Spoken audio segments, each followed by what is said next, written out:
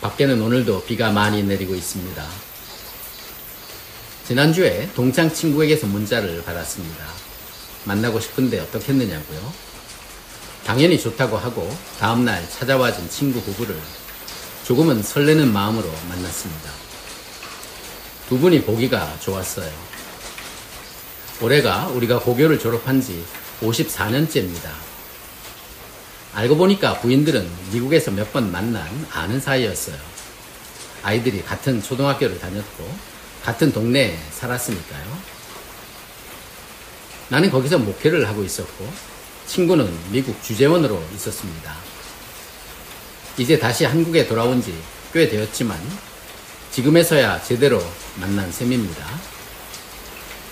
넷이서 함께 2시간 동안 이야기를 나누었습니다. 나중에 혹 교회를 나가느냐고 물으니까 그러진 않는다고요. 부인께서 자신은 불교라고 이야기해 주었습니다. 나는 이 세상에 우연은 없다고 생각하니까 우리가 만난 의미가 무엇일까 생각해 보았습니다. 오랜 동창 친구들을 만나보면 몇 년을 사이에 두고 서로의 관심사가 그때그때 달라지는 것을 발견하게 됩니다. 젊었을 때는 누가 어떻게 더 잘 나간다 하는 것이 관심사였지만 은퇴 나이가 된 이후에는 자녀들 이야기가 중심이 되더군요. 그리고 지금은 자녀들 이야기도 쑥 들어가고 건강 이야기가 대세를 이루고 어디 여행지가 어땠다든지 하는 그런 이야기들입니다. 건강 이야기가 끝날 때가 되면 그 다음은 무엇이 될까? 우리의 마지막 주제는 무엇일까 궁금해집니다. 전에는 부모님들의 부고가 날아왔는데 언젠가부터는 가끔씩 본인상 부고가 전해지는 날들이 되고 말았습니다. 옛날 어렸을 때 나이 많은 할아버지들을 보면 어떻게 저렇게 나이가 많으실까 참 이상했는데 이제는 영락없이 내가 그런 사람이 되고 말았거든요.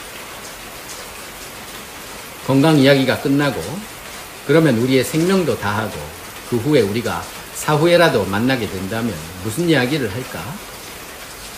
우리 크리스찬 같으면 천국에 있게 될 것을 믿으니까 그땐 아마도 거기서 누구누구도 여기 와 있다 이런 이야기가 아닐까 생각해 봅니다. 동창들 중에는 기독교인들은 다수가 아닐 테니까 어떻게 보면 좀 심각한 이야기가 될 수도 있겠습니다. 우린 인생을 여기까지 살아왔지만 아직도 남은 의미 있는 날들이 있습니다. 남은 날들이 더 적어질수록 우리가 해야 될 일을 할 시간은 줄어드는 것이고요. 그리고 해야 될 일이 있다면 어떤 일들이 있을까요? 위시리스트라는 말이 있습니다. 사고자 하고 또 얻고자 하는 물품 리스트를 말하는 것인데 그것 말고 또 버킷리스트라는 말도 있습니다. 죽기 전에 꼭 해보고 싶은 것들을 찾아서 하나씩 적어 내려간 목록을 버킷리스트라고 말합니다. 사실 버킷리스트는 죽는다라는 뜻으로 쓰이는 속어인데요. kick the bucket이라는 것에서 만들어진 말로 중세시대 교수형을 집행할 때 올라가면서 양동이를 걷어차는 의미에서 유래됐다고 하는데 버킷리스트라는 영화가 이 말을 만들어내었나 봅니다. 어느 날 나는 지금 잘 살고 있는가? 한 번뿐인 남은 인생을 어떻게 가치 있게 살 것인가? 이런 것을 묻게 됩니다. 그리고 소년 시절에 가졌던 꿈이면서 감히 실천으로 옮기지 못한 일들이나 또 다른 곳에 발을 디디면 무너질 것 같은 일들이라도 새로운 삶을 위해 도전하는 용기가 있다면 때로는 얼마 남지 않은 시간의 절박감이 그런 일들을 감행하게 만듭니다. 버킷리스트라는 영화에서는 같은 병실에 입원한 두 남자가 시한부 인생으로 만납니다. 잭 니콜스는 성공한 사업가였지만 행복하지는 않았습니다. 결혼도 여러 번 했지만 지금 그의 곁에는 월급 받는 비서 한 명만 남았을 뿐입니다. 반면에 흑인인 모건 프리만은 넉넉지 않은 자동차 수리공으로 살았지만 그에게는 헌신적인 아내와 늘 가까이 보고 지내는 착한 자식들이 있었습니다. 여기서 영화는 성공한 인생도 그렇지 못해 보이는 인생도 그 결말은 다르지 않았다는 사실에서 충격이 전해집니다. 결국 이 두 남자는 죽기 전에 버킷리스트를 실행하기 위해서 함께 여행을 떠나게 됩니다. 두 노인은 여행을 하면서 서로에게 적대적이었던 감정에서 이제는 둘도 없는 친구가 되고 미래에 대해서, 죽음에 대해서 이야기를 나누면서 삶을 돌아보게 됩니다. 둘의 버킷리스트에는 눈물이 날 정도로 웃기, 낯선 사람 도와주기, 또 최고의 미녀와 키스하기 이런 것들이 있습니다. 프리먼이 먼저 세상을 떠나고 니콜스는 그가 남긴 편지대로 오랫동안 연락을 끊고 지내던 딸을 찾아갑니다. 거기서 예쁜 손녀딸도 보게 되고 또 뽀뽀를 해주게 되죠. 리스트에 있었던 일들이 그렇게 실제로 이루어진 셈입니다. 그러면서 그동안 잃었던 소중한 것도 찾게 됩니다. 먼저 세상을 떠난 프리먼의 장례식장에서 니콜스는 이렇게 추도사를 합니다. 한마디로 저는 그를 사랑했습니다. 그리고 그립습니다. 저는 그와 함께 세상을 여행했습니다. 놀라운 일이었죠. 석 달 전만 해도 우리는 서로 모르는 사람이었으니까요. 그가 살아있던 마지막 몇 개월이 나에게는 최고의 시간이었습니다. 진심으로 자부심을 느낍니다. 그와 친구가 되었다는 것을요. 그래서 언젠가 내가 안식처로 갈 때가 돼서 다음 세상에 가는 문에 설 때 그가 그곳에 있기를 바랍니다. 나도 어떤 것을 하면 새로운 삶을 가질 수 있을까 생각해 본 적이 있었습니다. 아마도 수영을 하면 새로운 인생이 될까 해서 한동안 열심히 했습니다. KTX가 처음 나왔을 때 어떤 사람은 KTX를 타면 새로운 인생이 된다고 말한 사람도 있었어요. 아마도 운전면허를 딴다면 새로운 인생이고 자전거 여행하는 친구들이 많던데 자전거를 배우는 것도 그 정도가 되지 않을까 싶습니다. 우리에겐 생에 새로운 의미를 주는 새로운 경험이 얼마든지 있을 수가 있습니다. 그동안 하고 싶었어도 생각도 하지 못했던 일들도 많이 있겠죠. 그래서인가 요즘에 어느 다른 지역에 가서 일정 기간 살아보기를 시도하는 사람들이 있습니다. 제주 반년 살아보기 같은 것이요. 그러나 이런 일들도 모두 누구에겐 이미 있던 일이고 또 그 사람은 다른 새로움을 찾고 있을 수도 있습니다. 우리가 인생을 살면서 새롭기만 한 것이 아니라 진정으로 의미 있는 일을 찾아야 할 이유는 충분합니다. 그리고 인생이 다 하기 전에 반드시 규명해야 할 일들도 있지요. 그건 아마도 니콜슨이 마지막으로 한 말 중에 있습니다. 그래서 언젠가 내가 안식처로 갈 때가 다 돼서 다음 세상에 가는 문에 설 때 그가 그곳에 있기를 바랍니다. 라고 했습니다.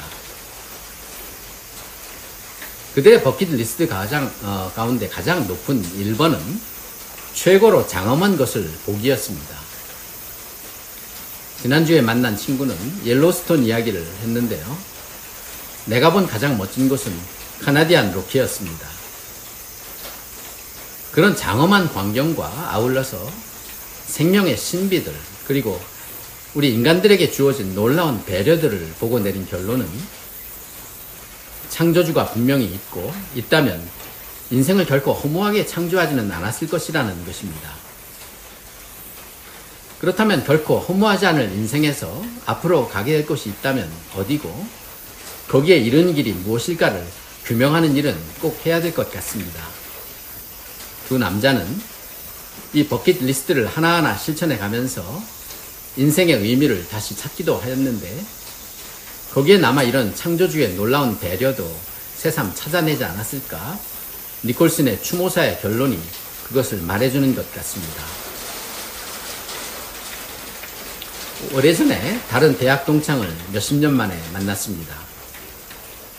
출신이나 전공은 달랐지만 대학 때는 참 친하게 지냈던 사이였는데 같은 클럽에서 활동도 했고요. 어떻게 연결이 돼서 강남의 한 커피숍에서 만났습니다. 그땐 제 아내도 같이 갔는데 그 친구는 혼자 나왔고요. 그 친구 말이 자기 아내는 자기와는 달라서 열심히 교회 나가는 권사님이라고 해서 내가 장가 잘 갔네 라면서 농을 건네기도 했습니다. 이야기 중에 소개할 것이 있다고 하면서 지금 자기가 명상하는 곳에 다니는데 정말 좋다고 해요. 마음을 다 비우고 모든 욕심을 다 내려놓고 명상을 하는데 정말 마음이 평안하고 모든 걱정도 다 사라지고 하는데 저보고도 한번 나가보라고요. 제가 사는 근방에도 있는데 한 달에 30만 원인가만 내면 된다고 했습니다. 그 이야기를 듣고 저도 웃으면서 말했죠. 아, 마음의 평안, 그거 정말 좋은 일이야. 마침 나 어제 거기에 대해 설교도 했지. 너와 방법은 좀 다르지만 나도 그 평안을 가지고 있어. 그것을 찾았다니 다행이고 잘 됐다. 그러면서 하고 싶은 말을 분명하게 했습니다.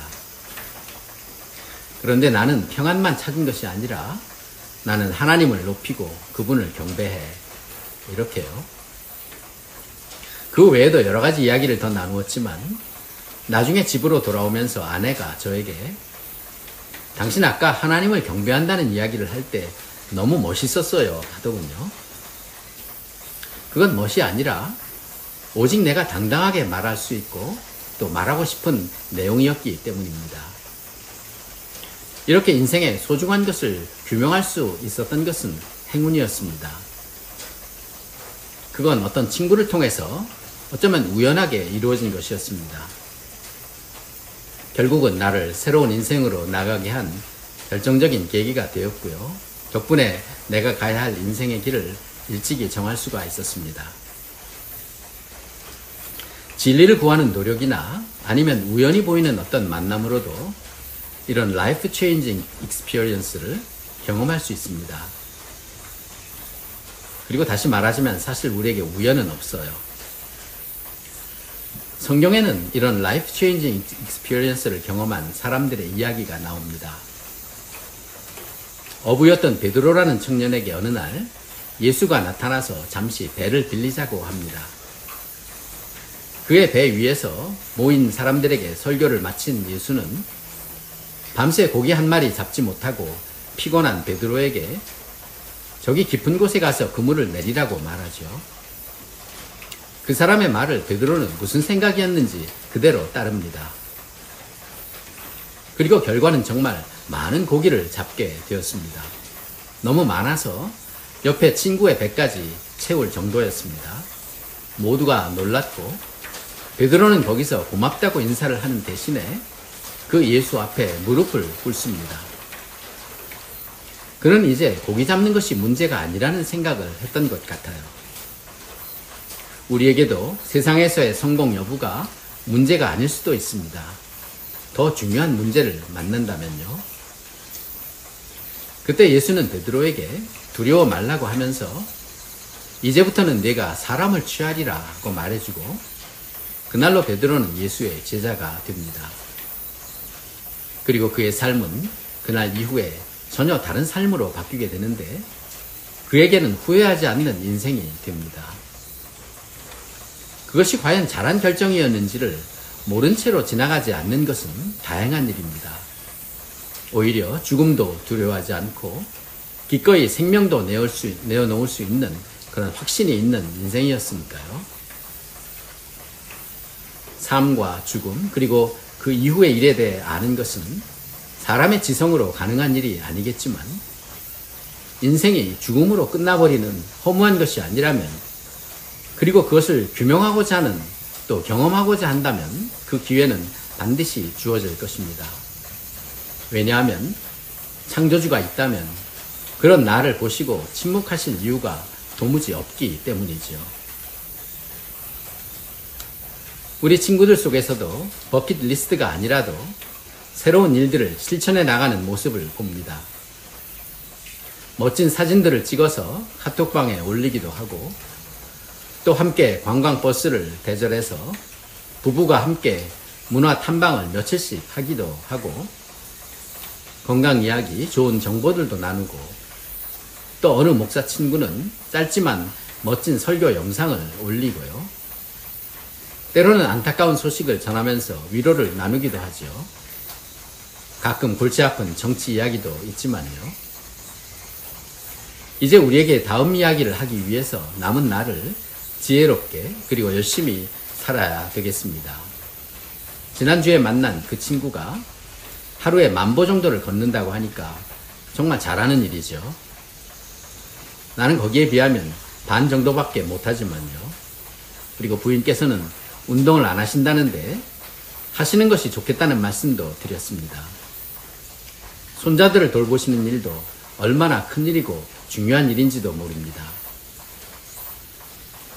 그날은 유쾌한 날이었어요. 자주 만나기로 하였으니까 다음 만남이 기다려집니다.